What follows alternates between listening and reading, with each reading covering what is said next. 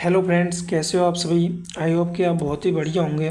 तो फ्रेंड्स, आज की क्लास में हम बात करने वाले हैं मेनिंजाइटिस के बारे में। तो जो मेनिंजाइटिस की ऑल डिटेल है, जिसमें कि इंट्रोडक्शन हो गया, डेफिनेशन हो गया, रिस्क फैक्टर हो गया, एंड ईटियोलॉजी हो गई, एंड पैथोफिजियोलॉजी हो गई, क्लिनिकल मैनिफेस्टेशन हो गया, एंड इसका ट्रीटमेंट हो गया। इन सभी को आज हम इस क्लास में देखने वाले हैं। तो चलिए दोस्तों, स्टार्ट करते हैं। सबसे पहले हम देखते हैं मेनिंजाइटिस का इंट्रोडक्शन। तो मेनिंजाइटिस क्या है। तो मेनिंजाइटिस एक एक्यूट और क्या है, क्रोनिक इन्फ्लामेटरी कंडीशन है किसकी, मेनिंजेस की। The protective membrane covering the brain, जो कि ब्रेन को क्या करती है, कवर करती है, एंड ब्रेन और स्पाइनल कोड को कवर करती है। इट में B caused by bacteria, virus, fungal and tuberculosis, parasites और नॉन इन्फेक्शियस कंडीशंस। इसमें क्या होता है दोस्तों, bacteria, virus and fungi and tuberculosis and parasites और नॉन इन्फेक्शियस कंडीशंस का इन्फेक्शन हो जाता है।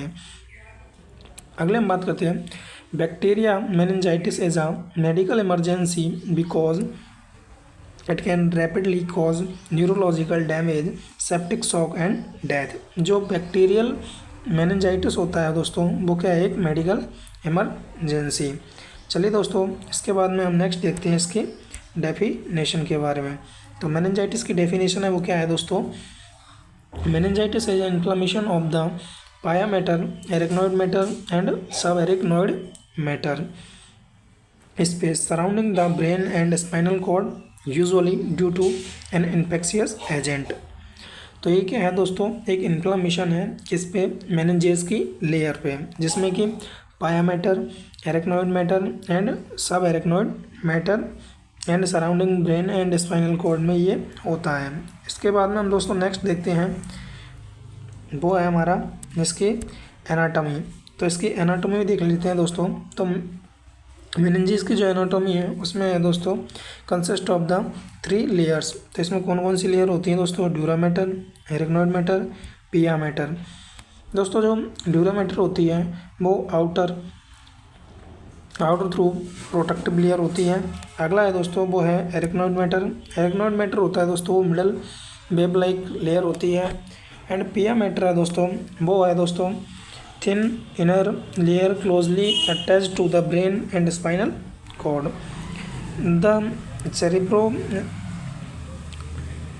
The sub arachnoid space contains cerebrospinal fluid and major blood vessels. जो सब एरेक्नोइड स्पेस होते हैं उनमें क्या होता है दोस्तों, CSF होता है एंड मेजर ब्लड वेसल्स होती हैं। इसके बाद हम नेक्स्ट देखते हैं दोस्तों इसके क्लिनिकल वो क्लासिफिकेशन को देखते हैं। तो अकॉर्डिंग टू देखते हैं दोस्तों हम कैजुएटिव ऑर्गेनिज्म। तो अकॉर्डिंग टू कैजुएटिव ऑर्गेनिज्म के हिसाब से दोस्तों ये हो जाएगा बैक्टीरियल मेनिंजाइटिस, जो बैक्टीरिया के कारण हो सकती है, वायरल मेनिंजाइटिस, जो वायरस के कारण हो सकती है, and tuberculous meningitis and fungal meningitis and parasitic meningitis. अब हम देखते हैं दोस्तों अकॉर्डिंग टू कोर्स के हिसाब से। तो इसमें आते हैं दोस्तों एक्यूट मेनिंजाइटिस, सब acute meningitis and chronic meningitis. इसके बाद हम नेक्स्ट देखते हैं दोस्तों, वो है कॉमन कैजुएटिव ऑर्गेनिज्म। तो इसमें जो कॉमन कैजुएटिव ऑर्गेनिज्म है वो क्या क्या है दोस्तों, तो बैक्टीरिया है। बैक्टीरिया में कौन सा है दोस्तों, स्ट्रेप्टोकोकस है, स्ट्रेप्टोकोकस न्यूमोनिया है, निसेरिया मेनिंजाइटिस है एंड हीमोफिलस इन्फ्लुएंजा है। एंड वायरल में देखते हैं दोस्तों, तो वायरल में है एंटायरोवायरस, HSV वायरस, BZV वायरस और अदर्स। अगला है दोस्तों टीबी में हो जाएंगे दोस्तों माइकोबैक्टीरियम ट्यूबरकुलोसिस एंड फंगल में हो जाएंगे क्रिप्टोकोकस एंड अदर्स। इसके बाद हम नेक्स्ट देखते हैं दोस्तों, तो इसके बाद हम देखते हैं दोस्तों इसके रिस्क फैक्टर के बारे में। तो इसका रिस्क फैक्टर है दोस्तों, extremes of age and immuno compromised state, recent respiratory infection and close contact with a infected person, crowded living conditions and lack of appropriate vaccination, head injury or skull fracture and neurosurgery and CSF leak and cochlear implant and certain chronic disease। इसके बाद हम देखते हैं दोस्तों next को। तो next है इसकी पैथोफिजियोलॉजी। तो तो इसकी पैथोफिजियोलॉजी में हम देखते हैं दोस्तों स्टेप बाय स्टेप। तो सबसे पहले दोस्तों कोई भी कैजुएटिव ऑर्गेन जो कि मैंने आपको बताया है, बैक्टीरिया, वायरस, फंगल या parasite, enter into the blood stream and continuous shepherd. इसके बाद में दोस्तों ये जाएंगे crossing blood brain barrier and blood brain barrier को क्रॉस करेंगे and invasion of a CSF। इसके बाद में दोस्तों मल्टीप्लिकेशन इन सब एरेक्नोइड स्पेस में ये अपना मल्टीप्लिकेशन करेंगे एंड देन इन्फ्लामेटरी रिस्पॉन्स ये देंगे, जिसके बाद में रिलीज ऑफ साइटोकाइनेज, जो साइटोकाइनेज को रिलीज करेंगे and increase blood brain barrier permeability. And इसके बाद में सेरेब्रल एडिमा होगा दोस्तों and then increased intracranial pressure होगा and then reduce cerebral perfusion होगा एंड देन न्यूरोलॉजिकल कॉम्प्लिकेशन होंगे। तो दोस्तों ये थी इसकी पैथोफिजियोलॉजी। अब हम देखते हैं नेक्स्ट तो वो है दोस्तों क्लिनिकल मैनिफेस्टेशन। तो इसके क्लिनिकल मैनिफेस्टेशन क्या है उनको देखते हैं दोस्तों। तो क्लिनिकल मैनिफेस्टेशन में जो फर्स्ट है वो है दोस्तों, सबसे पहले हम देखते हैं क्लासिकल फीचर्स को। तो उनमें है फीवर है, सीवियर हेडेक है, नेक स्टिफनेस है, फोटोफोबिया है एंड नोजिया एंड वोमिटिंग है, अल्टर्ड लेवल ऑफ कॉन्शियसनेस है, इरिटेबिलिटी है, सीजर है, कन्फ्यूज़न है and positive Kernig sign and positive Brudzinski के साइन। दोस्तों ये मोस्ट इम्पोर्टेंट क्वेश्चन है दोनों साइन से, जो कि कॉम्पिटिटिव एग्जाम में भी पूछे जाते हैं। अब हम बात करते हैं दोस्तों नेक्स्ट, अब हम बात करते हैं दोस्तों डायग्नोस्टिक एवेल्युएशन के बारे में। तो डायग्नोस्टिक एवेल्युएशन को देखते हैं दोस्तों। तो डायग्नोस्टिक एवेल्युएशन में सबसे पहला है सेरेब्रोस्पाइनल फ्लूइड एग्जामिनेशन, यानी कि CSF एग्जामिनेशन। CSF एग्जामिनेशन में क्या किया जाता है दोस्तों, लंबर पंक्चर LP किया जाता है। Is an important diagnostic investigation when clinically appropriate. इसके बाद में हम देखते हैं दोस्तों नेक्स्ट को, तो वो है अदर इन्वेस्टिगेशन। उनमें आती है दोस्तों blood culture, CBC, serum electrolytes and blood glucose. अगला है वो आता है CRP and procalcitonin when indicated. अगला है वो है दोस्तों CSF gram stain and culture. इसके बाद में जो नेक्स्ट डायग्नोस्टिक टेस्ट है वो है मॉलिक्यूलर या PCR टेस्टिंग। इसके बाद में जो नेक्स्ट है वो है दोस्तों वो है imaging search as a CT and MRI when clinically indicate. इसके बाद में जो नेक्स्ट है दोस्तों वो है अपना medical management depends on the case.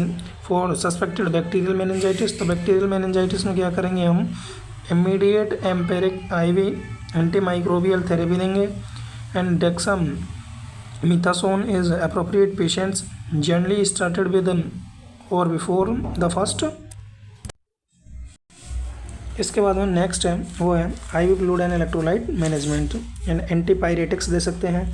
Oxygen and airway support when required, यदि रिक्वायर्ड हो तो ऑक्सीजन एंड एयरवे सपोर्ट दे सकते हैं।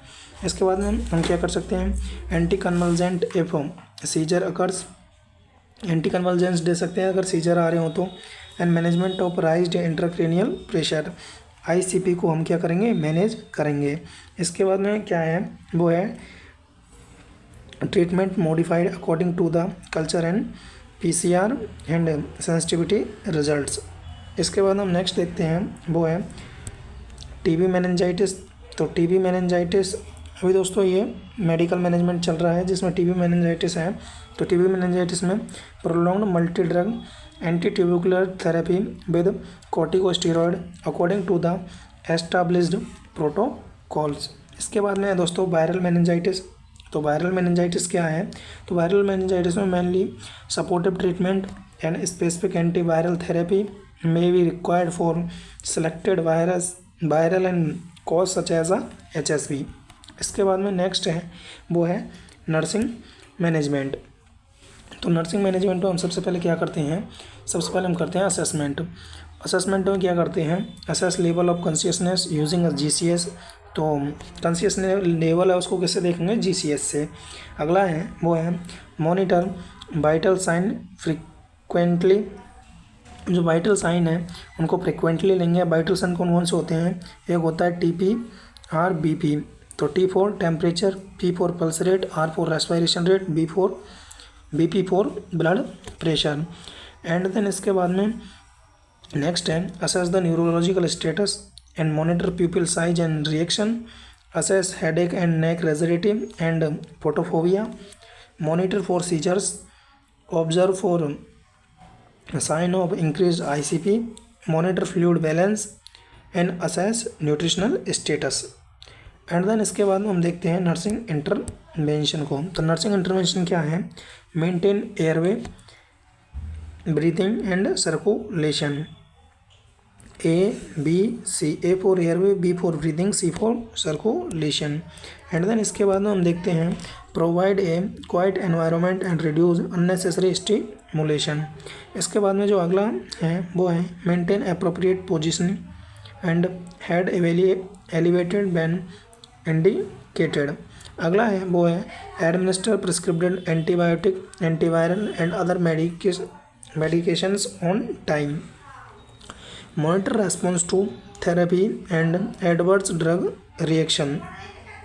जो कि थेरेपी से जो एडवर्स ड्रग रिएक्शन होती है उनको मॉनिटर करना होता है। मेंटेन सीजर प्रिकॉशंस, सीजर के जो प्रिकॉशंस है उनको मेंटेन करना होता है। अगला है मॉनिटर इनटेक एंड आउटपुट को मॉनिटर करना है।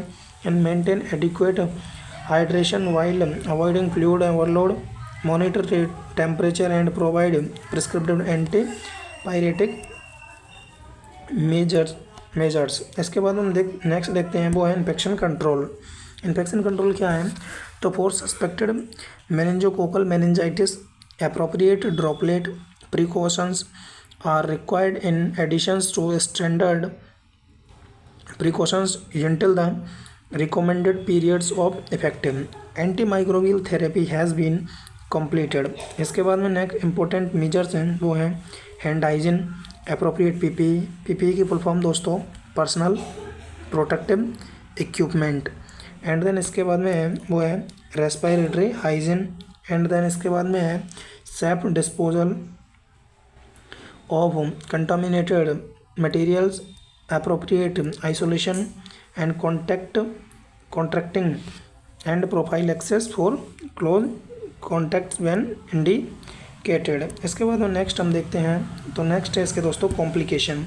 तो इससे क्या क्या कॉम्प्लिकेशंस हैं? तो वो है increased ICP, intracranial pressure, and then cerebral oedema and seizure हो सकते हैं दोस्तों, हाइड्रोसेफेलस हो सकते हैं, क्रेनियल नर्व पैरालाइज हो सकती है, हियरिंग इम्पेयरमेंट हो सकते हैं, कॉग्निटिव इम्पेयरमेंट हो सकते हैं, फोकल न्यूरोलॉजिकल डेफिसिट हो सकता है, एंड स्ट्रोक एंड वेस्कुलाइटिस हो सकता है, सेप्टिक शॉक हो सकता है, and coma and death and disseminated intravascular coagulation हो सकता है।